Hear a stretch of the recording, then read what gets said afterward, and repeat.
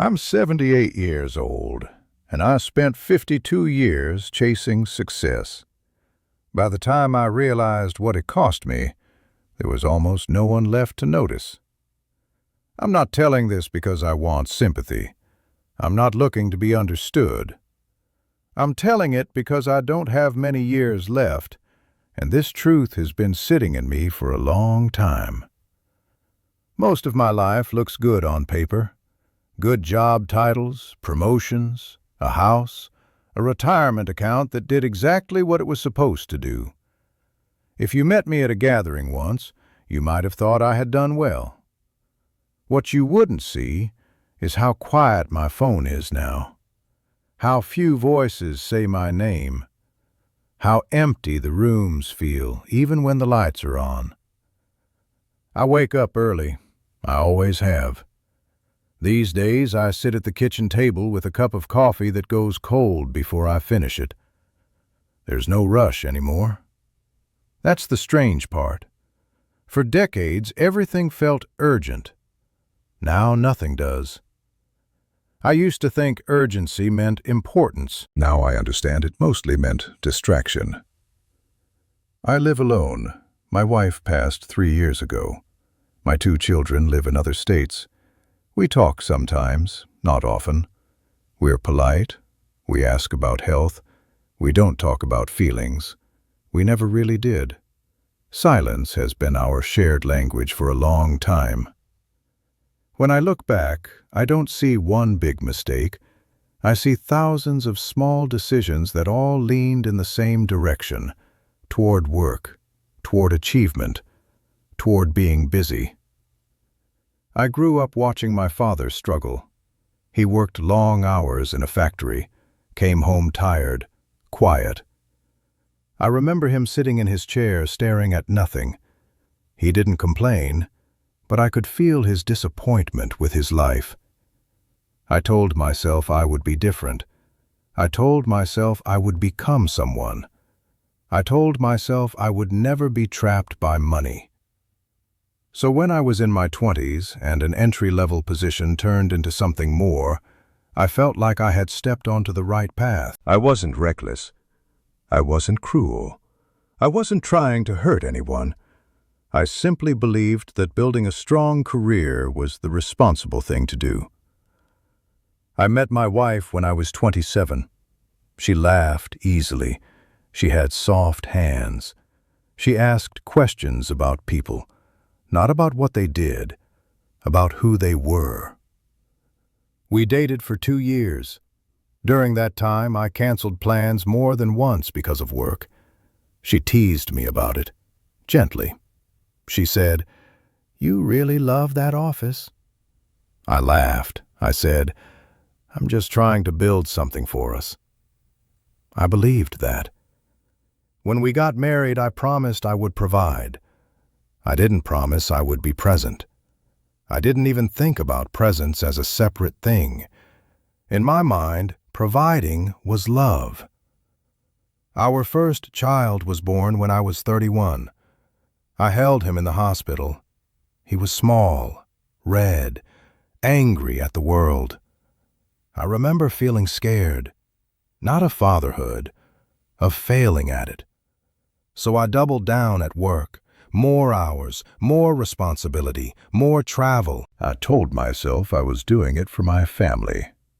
And maybe part of me was. But another part of me liked being needed at work. At work, effort had clear results. You stayed late, you got noticed. You hit targets, you got promoted. Home was messier. Babies cried. Toddlers threw food. My wife looked tired. There were no performance reviews for sitting on the floor and playing, no certificates for listening, no applause for being patient. So without consciously deciding it, I started choosing the place where I felt competent. I started missing dinners. Not always, just sometimes. Then, more often. I told myself it was temporary. I told myself things would slow down. They never did. My daughter was born 3 years later. I was in another city the day she came home from the hospital. I saw her 2 days later. I remember apologizing. My wife said it was okay. She always said it was okay. That phrase should have scared me. It didn't. In my 40s, I was making good money. We moved into a bigger house. We bought better furniture. We took a family vacation once a year. I considered that balance. What I didn't notice was how much of the daily life I wasn't part of. I didn't know my son's favorite cartoon. I didn't know which teacher my daughter liked. I didn't know which friends were important to them. I knew their report card grades. I knew their college fund balances. I mistook information for intimacy. Most evenings I came home after they were in bed. I would stand in their doorways, look at them sleeping, feel a quick sting of something. Then I would go downstairs and answer emails. My wife started going to their school events alone. At first, she asked me to come. Then she stopped asking. That transition happened quietly.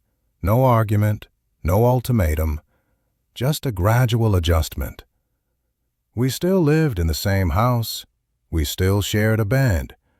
But our conversations became logistical. Who's driving where? Who paid which bill?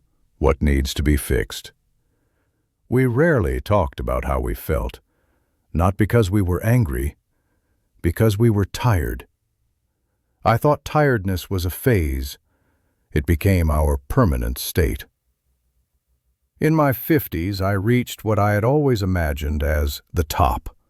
Senior position, corner office. People came to me for decisions. I wore better suits. I had business cards with weight. I remember sitting in a meeting once, looking around the table and thinking, I made it. That thought lasted maybe 10 seconds. Then someone asked about next quarter's numbers, and the feeling disappeared. That should have been another warning. It wasn't. At home, my son became quiet. My daughter became distant. Teenagers, I told myself. Normal. My wife tried a few times to talk to me about how the house felt, how empty it felt even when everyone was there. I told her we were lucky. We had food, we had shelter, we had stability. I thought I was being practical. What I was really doing was avoiding. The fights we had were never explosive. They were slow, low volume, long pauses, unfinished sentences. Those are the kinds of fights that don't feel dramatic. They feel manageable. Until years later you realize nothing was ever resolved. When my son graduated high school, I attended the ceremony. I left early to take a call. I told myself it was urgent. Looking back, I don't remember what the call was about. I remember my son scanning the crowd, looking for me. I saw his face drop when he didn't find me. I still see that face. My daughter stopped inviting me to things in college. I didn't notice right away. That's hard to admit. I didn't notice. My wife and I stopped touching much. Not in a dramatic way, no sudden break. Just fewer moments. Fewer small gestures. We became roommates who shared history. I thought marriages naturally cooled. I didn't consider that maybe they cool when you stop tending to them. The turning point didn't arrive with sirens. It arrived with a phone call at work. My wife had been in a car accident. Not a major one, but she had a concussion. She was scared. I drove to the hospital, sat next to her bed. She held my hand. She said, "I don't feel like I know you anymore." Not angrily, not accusing, just honestly. I didn't know what to say. I had plenty of data about myself. but I didn't have language for who I was. She recovered physically. Something between us did not. A year later, she asked for a separation. Not because of another person, not because of a big betrayal, because she felt alone. I was stunned. I told her I had done everything for this family. I meant financially. She didn't argue. She just looked tired. We didn't divorce. We drifted. We lived parallel lives in the same house for a while. Then she moved out. The day she left, the house felt larger than it ever had. Not empty, hollow. My career kept going. Promotions continued. Bonuses came. People congratulated me. I smiled. I learned how to smile without feeling much behind it. When I retired at 65, there was a party. Cake, speeches, a plaque. Someone said I was a pillar of the company. I thanked them. I drove home. No one was waiting there. That was the first day it truly hit me. Not all at once, more like a slow leak. I had built my entire identity around being needed at work, and suddenly, I wasn't. I tried to reconnect. I called my kids more. At first, I framed it as checking in. They were polite, busy. They had their own lives, their own routines, their own families.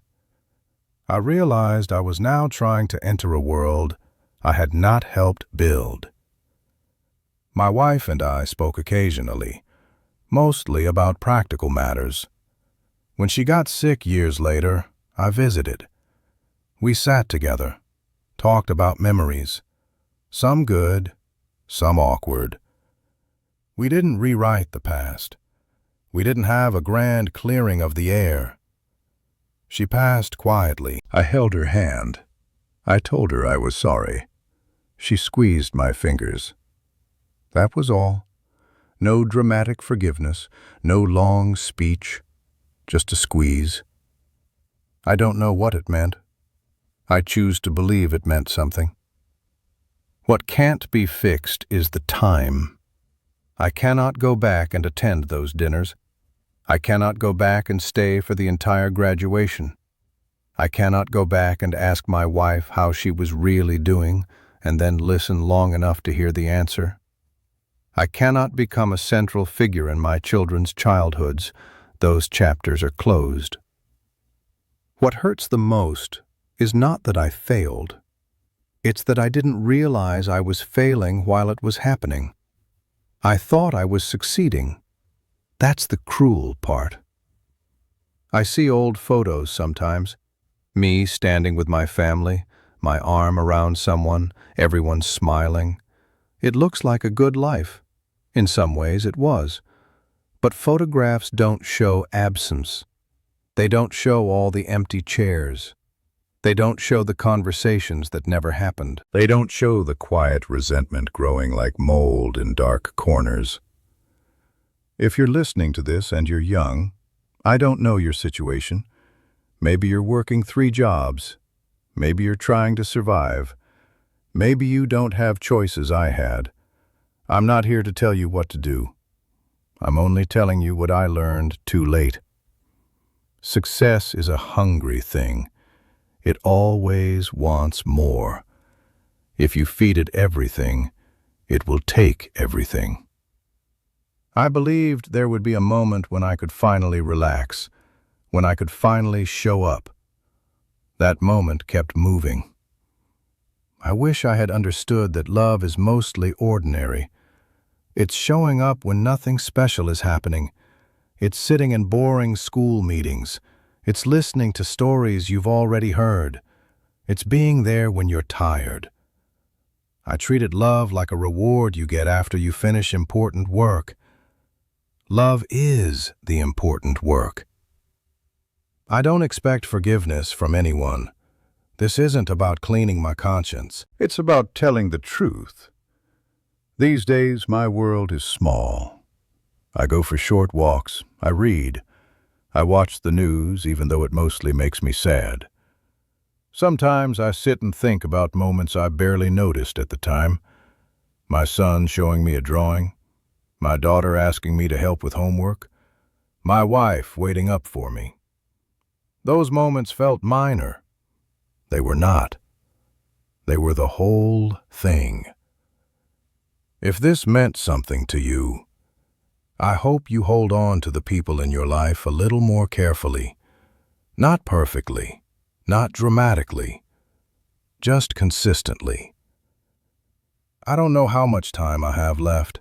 No one does. I know I will not be remembered as a great executive. I know I will not be remembered for quarterly results. If I am remembered at all, it will be in small ways. And I have to live with the fact that I made those ways smaller than they could have been. I'm 78 years old. I spent 52 years chasing success. I don't hate my life. I don't hate myself. But I carry a quiet grief that never fully leaves. I wanted to be more than a provider. I just realized it too late. Thank you for listening.